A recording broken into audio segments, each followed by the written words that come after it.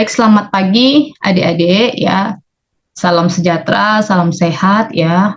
Ketemu lagi dengan saya ya. Saya pikir sebagian sudah ada yang pernah ya dengan saya di semester yang lalu, tetapi ada juga yang masih baru ya, tidak apa-apa. Ya, saya akan memperkenalkan diri sekali lagi. Nama saya Rika Jamin Marbun ya. Seperti yang adik-adik pahami bahwa saya akan membantu adik-adik memahami ya yang namanya mata kuliah hukum perdata di dalam satu semester ini ya. Nah, jadi kita akan sama-sama belajar ya dan berdiskusi supaya adik-adik mengerti ya, paham dan tahu ya tentang hukum perdata ya. Jadi saya harap di sepanjang semester ini kita dapat berkoordinasi dan bekerja sama ya. Sifatnya ini boleh bertanya, diskusi ya. Itu saya serahkan semuanya sama adik-adik. Jadi kalau ada yang tidak paham, silahkan saja, ada nanti waktunya untuk berdiskusi. Nah, jadi untuk kontrak kuliah ya, kontrak kuliah bisa muncul, tampilkah? Bisa tampil? Bisa, Bu. Ya. Nah, jadi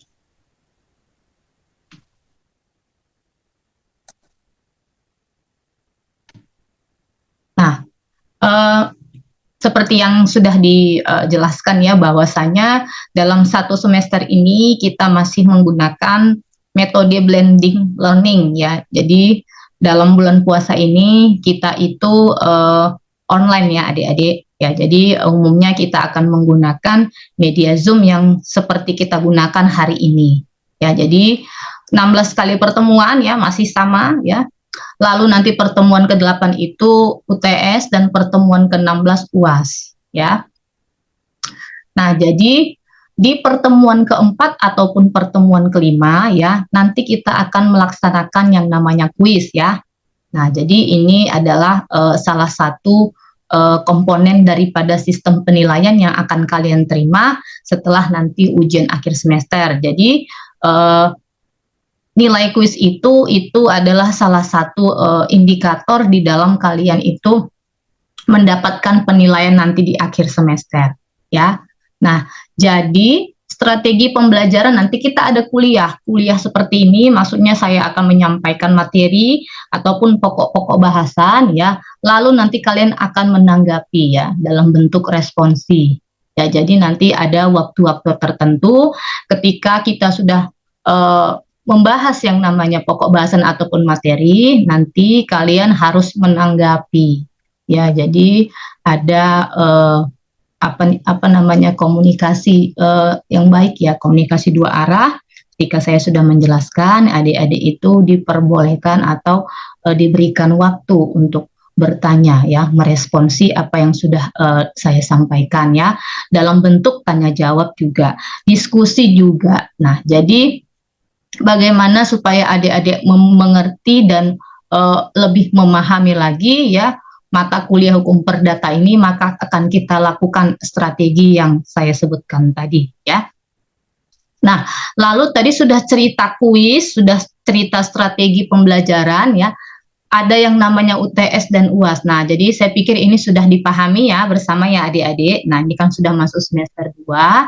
Jadi UTS itu juga ada bobot penilaian tersendiri, UAS juga demikian ya. Tetapi yang perlu diperhatikan dan tidak boleh dilupakan yang pertama sekali adalah etika dan absensi ya. Nah, ini paling penting buat saya, walaupun di situ tertera cuma 10% ya, tetapi saya ada pertimbangan khusus ya berkaitan dengan bobot si etika dan absensi ini ya. Nah, jadi adik-adik yang semester lalu itu kira-kira tidak semangat kuliah ya, atau ada alasan-alasan lain yang menomorduakan perkuliahan. Nah, jadi untuk semester 2 ini ya cepat-cepatlah bertobat gitu ya kan. Nah, kenapa? Karena absensi itu sangat penting di dalam perkuliahannya adik-adik. Artinya apa? Kalian itu harus berkomitmen ya untuk melaksanakan kuliah kalian ya, belajar itu ya. Jadi mahasiswa itu fokusnya, tugas utamanya adalah belajar ya. Yang lain-lain itu nanti dulu ya kan? Nah, apalagi masuk semester 2 ya, semakin berat perjuangannya, ya kan? Nah, jadi absensi itu, kehadiran itu sangat penting di dalam perkuliahan, ya. Jangan sampai ada hal-hal yang tidak penting itu menomorduakan tugas pokok kalian sebagai mahasiswa, yaitu untuk belajar, ya. Udah. Nah, jadi kalau misalnya lah sudah 3 kali absen, ya tidak mungkin lagi nilainya A, kan begitu. Ya, nah jadi yang sudah pernah dengan saya di semester lalu, saya pikir sudah cukup paham ya adik-adik ya. Nah, kalian hanya diminta untuk datang. Nah, jadi hargai perjuangan orang tua yang sudah apa namanya, melakukan segala upaya ya untuk supaya kalian itu menjadi mahasiswa, duduk di bangku kuliah. Dan saya pikir itu tidak mudah ya. Jadi tolong komitmen ya dengan tanggung jawab kalian sebagai mahasiswa ya, dalam bentuk pertama sekali itu kehadiran. Nah, jadi disiplin untuk hadirlah pada saat kuliah ya. Oke ya. Nah, lalu etika. Nah, etika ini kan sebenarnya luas ya. Nah, termasuklah itu di dalamnya juga kehadiran. Kehadiran ataupun presensi itu saya pikir itu termasuk di dalam etika ya. Ketika kalian itu memang apa namanya, komitmen untuk belajar ya, untuk datang pada saat kuliah sesuai jadwal. Nah, itu adalah bagian dari realisasi etika seseorang ya. Komitmen seseorang ketika dia menjadi mahasiswa pertama sekali adalah dia akan datang pada saat kuliah, hadir pada saat kuliah ya. Apapun ceritanya, hadirlah pada saat kuliah. Nah, itu salah satu bentuk realisasi dari etika tadi. Nah, jadi sopan ketika berbicara dengan teman, juga dengan apa namanya, dengan dosen, dan ada waktu-waktu pada saat menyampaikan gagasan ataupun pendapat. Nah, jadi ada kemarin beberapa yang saya lihat pada saat Zoom seperti ini ya. Ini saya tidak akan sebutkan namanya siapa ya, tapi sudah saya catat ya. Nah, dia pada saat Zoom itu makan dan merokok. Nah ya, adik-adik, ini perlu diperhatikan ya. Nah, jadi jawab saja dalam hati siapa yang merasa gitu ya, tapi saya ada buktinya, saya ada record ya kan. Nah, itu kan sebenarnya tidak apa ya, tidak mahasiswa gitu ya kan. Nah, ada waktunya kalian nanti makan, ada waktunya kalian mau bermain, ada waktunya kalian melakukan aktivitas di luar sana ya, tetapi pada saat kuliah, terutama Zoom meeting yang memerlukan konsentrasi, saya pikir harus komitmen lah. Ya, kenapa? Karena Zoom meeting ini sebenarnya tidak semua bisa menerima mahasiswa ini ya. Maksud saya seperti ini. Ini kan kita menatap layar ya adik-adik, walaupun ada wajah-wajah kawan-kawannya, ada wajah saya juga, tapi lebih apa ya, lebih monoton ya. Nah, ini kan salah satu kendala yang memang harus kita minimalisir ya kan. Bagaimana caranya ya, kita sendiri yang harus memotivasi diri kita gitu kan. Nah, kalau ada temannya yang tidak serius ketika Zoom ya, itu bisa saja kalian juga mengingatkan itu kan. Artinya apa?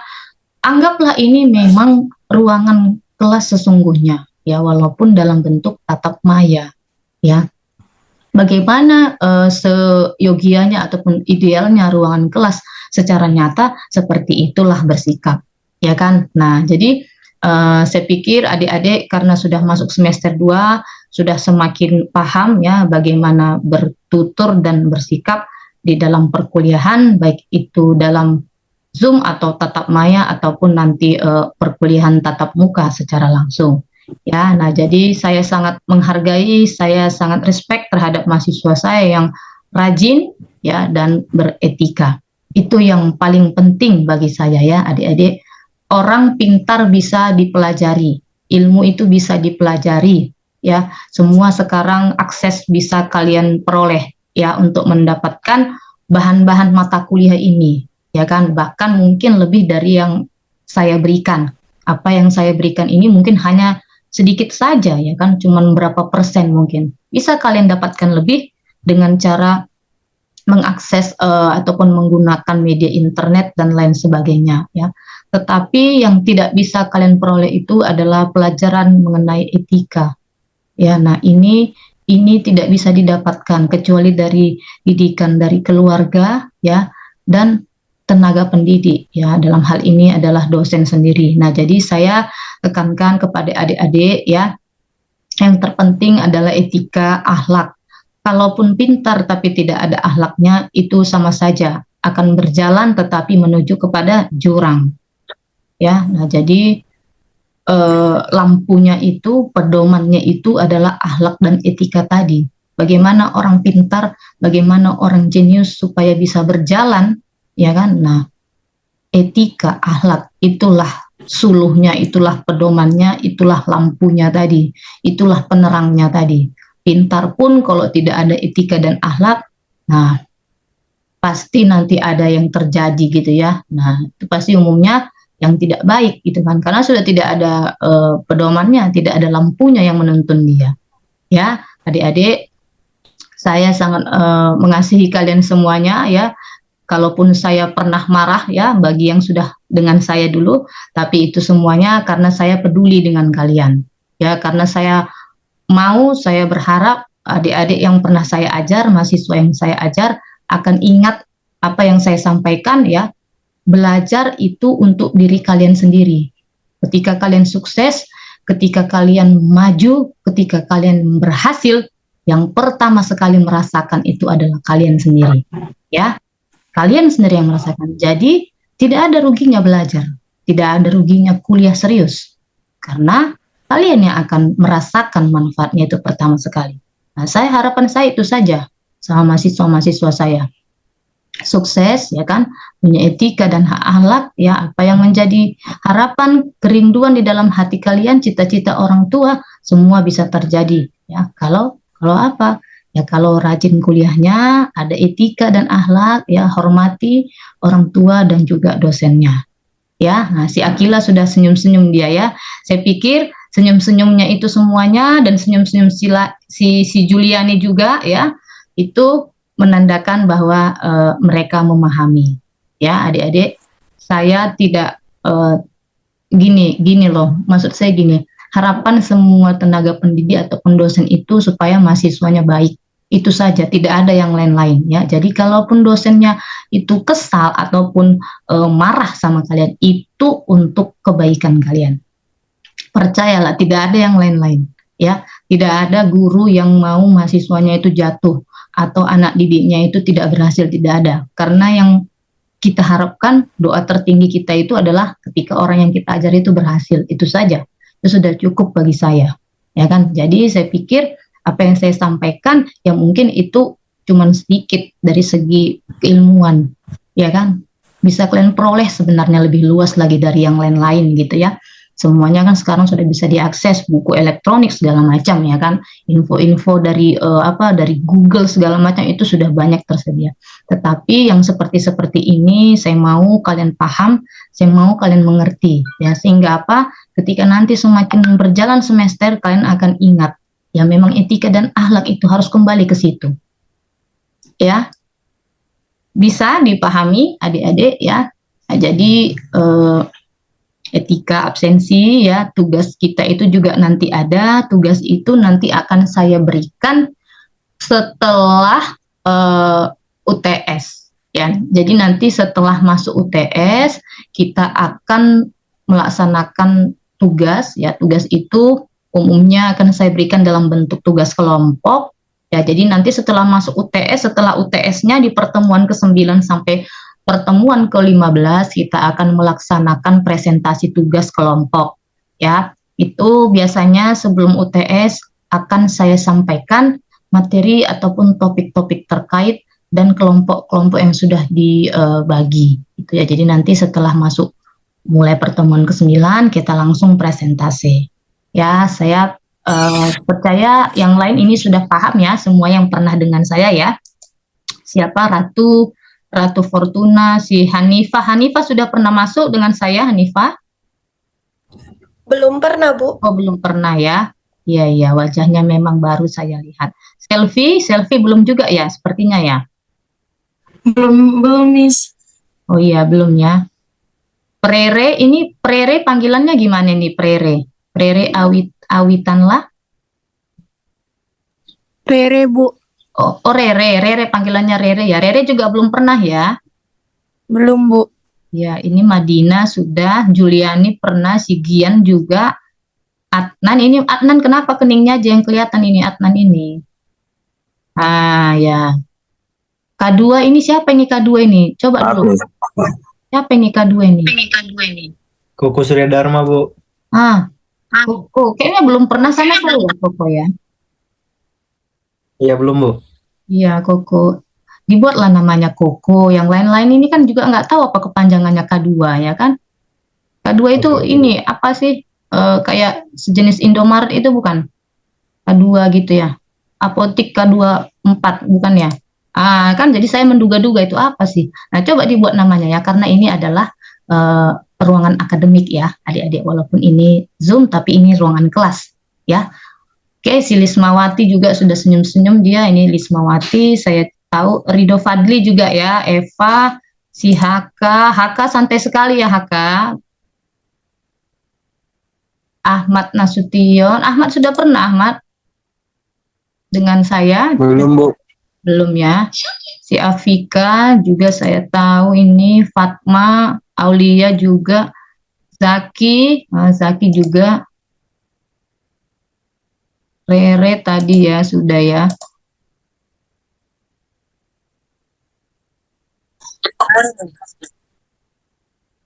Muhammad Dai Usama ini belum pernah ini ya belum pernah sama saya. Iya, Bu. Belum pernah. Belum ya. Iya, belum. Ya, panggilannya siapa ini, Dek? Dai, Bu. Dai ya, oke, Dai ya. Mazar Belum pernah, Bu. belum pernah ya Mazar ya. Sempati, Iya, Bu. Ya, Bu. Sempati belum pernah dengan saya juga ya. Ya, Bu. Belum, Bu. Iya. Ada yang belum saya panggil? Afriza sudah. Sepertinya sudah semua. Ada yang belum saya panggil adik-adik? Saya belum, Bu. Oh, Cindy, semester lalu sudah pernah sama saya, Cindy? Belum pernah, Bu. Belum pernah ya, oke. Gian tadi sudah, HK, Afika, Eva, Fatma, Aulia, Rido, Zaki, Cindy, Mazar. Oke, nah saya mau bertanya sebelumnya, ini ada yang mengulang perdata? Ada yang mengulang di sini? Nggak ada ya? Berarti ini baru semua ya? Ya, baru ya? Oke ya. Nah, oke, tadi kita lanjut ya. Jadi untuk beberapa indikator di dalam penilaian tadi ada etika absensi ya, tugas, kuis, UTS, UAS. Nah, jadi setiap indikator tadi itu harus ada ya. Bagaimana nanti kalian akan melihat nilai akhir, maka harus terpenuhi yang tadi ya kan, etika absensi, tugas, kuis, UTS dan UAS. Nah, lalu untuk absensi ataupun ketidakhadiran ya itu biasanya saya infokan kalau tidak datang sakit atau ada urusan itu sampaikan saja nanti ke Komting yang akan kita pilih setelah saya menyampaikan paparan ini ya, lalu nanti Komting bisa menyampaikan ke saya. Jadi jangan japri-japri saya karena nggak terbaca saya itu semuanya ya Dek ya. Nah, jadi infokan saja nanti dengan Komting kita, maka nanti Komting akan melapor ke saya. Oke ya.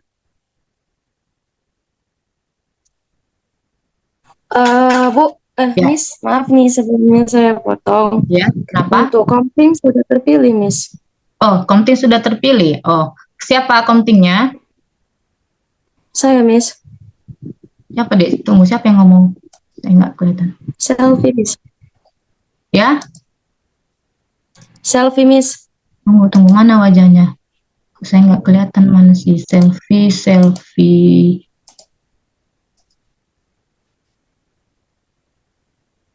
Oh ya, selfie. Oh, selfie. Helvianto, selfie. Oke, ya. Kalau begitu, sepakat semuanya selfie pada mata kuliah ini menjadi Komting? Sepakat, Miss. Sepakat ya. siapa nanti jadi sekretarisnya ya, jadi wakilnya ya, siapa? Si Eva ya, ya, apa-apa dua-dua perempuan ya. Nah, karena Baik, Miss. rajin-rajin ini saya lihat kan, jadi saya lebih senang kalau yang rajin-rajin lah yang komting ya, karena terkait perkuliahan ini nanti ya harus gercep gitu ya kan, istilahnya gercep ya. Jadi nanti Eva saling membantu lah dengan si Selfie ya, Selfie juga ya. Oke ya adik-adik, Baik, Miss. untuk perkomtingan dan sekretaris sudah selesai ya, Selfie dan Eva, dah ya. Nah lalu coba dulu kita lihat ini sedikit tentang materi ataupun pokok bahasan, apa sih yang mau kita ceritakan di dalam hukum perdata ini kan gitu ya. Jadi harus dikasih dulu nih poin-poinnya biar nggak bingung-bingung, ini mau ngomong apa sih Bu ini kan gitu ya. Nah pertama tentunya kita cerita tentang definisi ataupun pengertian ya kan, apa itu hukum perdata. Nah ya, itu cerita apa sih hukum perdata. Lalu kalau kita mau ceritakan definisi ataupun pengertiannya, maka bisa kita merujuk kepada pendapat dari para ahli, ya kan, atau pendapat dari para sarjana, ya. Pendapat dari para sarjana itu dijadikan sebagai salah satu sumber hukum, ya, maka dikenal dengan istilah doktrin. Doktrin itu maksudnya adalah pendapat dari salah satu sarjana atau para sarjana yang dijadikan pedoman ataupun acuan ya untuk melihat suatu sumber daripada hukum. Maka pengertian daripada hukum perdata kita rujuklah itu kepada pengertian dari para ahli. Ya, bisa ya. Supaya kita tahu apa sih hukum perdata. Oh, menurut Van Vollenhoven hukum perdata itu ini. Ya kan? Nah, atau menurut Logeman ya kan, hukum perdata itu ini artinya. Nah, jadi kita pinjam pengertian dari para ahli supaya kita tahu ini ceritanya apa sih hukum perdata. Nah gitu ya. Lalu masuklah kepada jenis-jenis hukumnya ya. Nah jadi kalau jenis-jenis hukum itu berarti tidaklah satu, macam-macam kan gitu. Maka kalau dari klasifikasinya bisa nanti pertama sekali dari segi klasik ya kan. Lalu waktu berlakunya ya. Lalu wilayah berlakunya ya, atau seberapa jauh nanti suatu hukum perdata itu berlaku, maka tergantung dari wilayahnya ya. Lalu bisa kita lihat dari segi wujudnya ya kan, wujud bentuknya ya. Lalu isinya, sifatnya, sistem dan fungsinya. Nah, jadi klasifikasi si hukum tadi itu macam-macam. Kalau cerita waktu berlakunya beda dengan wilayah berlakunya. Nah, jadi tergantung daripada macam-macam tadi, dari mana kita memandang. Kalau dari wujudnya beda dong, dari sistem dan fungsinya. Kira-kira seperti itulah dia nanti. Udah? Nah, lalu setelah itu masuklah ciri-ciri hukum perdatanya. Ya kan? Nah, jadi yang membedakan dia dengan hukum pidana misalnya, maka dia punya ciri-ciri ya, dia punya identifikasi tertentu yang membedakan dia dengan hukum yang lainnya. Misalnya dengan hukum pidana. Ya kalau pidana itu cerita tentang kepentingan umum, ya maka kalau perdata ya kebalikannya. Kepentingan dengan apa? Kepentingan privat atau pribadi atau orang perorangan, kepentingan individu, ya kan? Hubungan antara aku dengan dia, ya, yang lain nggak ada boleh yang campurin. Hubungan antara si Cindy dengan si Zaki misalnya, ya kan? Selfie nggak boleh ikut campur. Kenapa? Ya perdata, private, pribadi si Cindy sama Zaki aja. Contohnya misalnya apa? Contohnya perjanjian. Ya, perjanjian itu kan antara siapa? Orang-orang yang membuatnya, ya, orang-orang yang berjanji, orang-orang yang mengikatkan diri, ya. Jadi di luar daripada orang-orang yang mengikatkan diri tidak boleh ikut campur. Simpelnya seperti itu. Nah, perdata ya kan, itu tadi yang membedakan dia dengan hukum pidana, salah satu ciri-cirinya. Ya, jadi dia menitik beratkan kepada kepentingan perorangan. Udah ya. Nah, lalu ruang lingkup hukum perdata. Nah, ruang lingkup hukum perdata berarti cerita kajiannya itu yang mana saja, ya kan? Cerita apa saja nanti di dalam hukum perdata ini. Nah, bisa nanti dalam segi luas, ya, maupun dalam arti yang sempit, ya kan? Nah, lalu sumbernya, sumber hukum perdata. Sumber itu adalah cerita tentang asal muasal, ya kan? Nah, dari manakah berasal si A misalnya, ya kan? Tentunya dari orang tuanya, kan begitu. Dari manakah berasal hukum itu? Maka harus ada sumbernya. Di mana kita cari sumbernya? Ya, misalnya di dalam masyarakat, ya kan? Hukum bisa tumbuh dari hidup dalam masyarakat ataupun kebiasaan-kebiasaan yang tumbuh dan berkembang dalam masyarakat bisa menjadi hukum. Nah, jadi kalau sumber itu artinya adalah tempat di mana kita mencari hukum itu, ya, tempat dari mana hukum itu berasal. Jadi kalau sumber hukum perdata berarti tempat dari mana hukum perdata itu berasal. Nah, itu dia sumber hukumnya.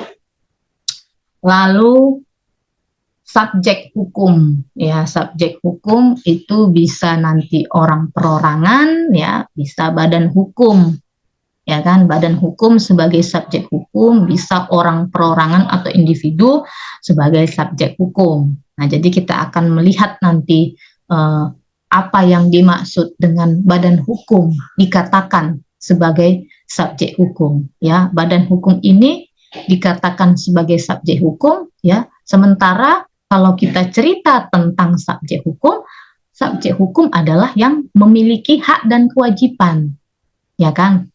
Nah, jadi yang memiliki hak dan kewajiban ini kan pada umumnya adalah manusia, ya kan? Nah, jadi mengapa dikatakan badan hukum ini memiliki hak dan kewajiban, ya? Seolah-olah dipersamakan dia dengan manusia. Nah, kita akan bahas nanti, ya, pada subtopik badan hukum dikatakan sebagai subjek hukum atau subjek dalam hukum perdata. Nah, lalu persoalan domisili. Nah, domisili ini adalah kajian yang penting di dalam kita belajar tentang hukum perdata, ya. Kenapa? Karena domisili ini juga nanti pada akhirnya akan cerita tentang hak dan kewajiban orang, ya, ataupun manusia, bergantung kepada domisili orangnya tadi di mana, ya kan? Nah, lalu sejarah dan asal usul hukum perdata, ya kan? Nah, sejarahnya ini maka cerita yang dulu-dulu, ya kan? Nah, jadi jangan mikirnya kalau sejarah ini, Bu, berarti orangnya nggak move on, enggak, ya kan? Kalau belajar sejarah itu bukan berarti kita nggak move on. Sejarah itu penting, ya. Supaya apa? Supaya kita mengerti dan memahami mengapa hari ini terjadi, ya kan? Maka ada ceritanya yang melatar belakangi mengapa hari ini terjadi. Mengapa hari ini ada hukum perdata di Indonesia? Maka ada ceritanya di masa lalu, ya kan? Bukan Bu Rika nggak move on, bukan, ya. Tapi setiap hukum itu masih ada sejarahnya, ya. Oh, ternyata hukum perdata di Indonesia ini itu udah lama sekali. Tahun 1800-an sudah ada, ya kan? Kenapa kok 1800-an udah ada? Oh, kita nggak bisa lupa kita dulu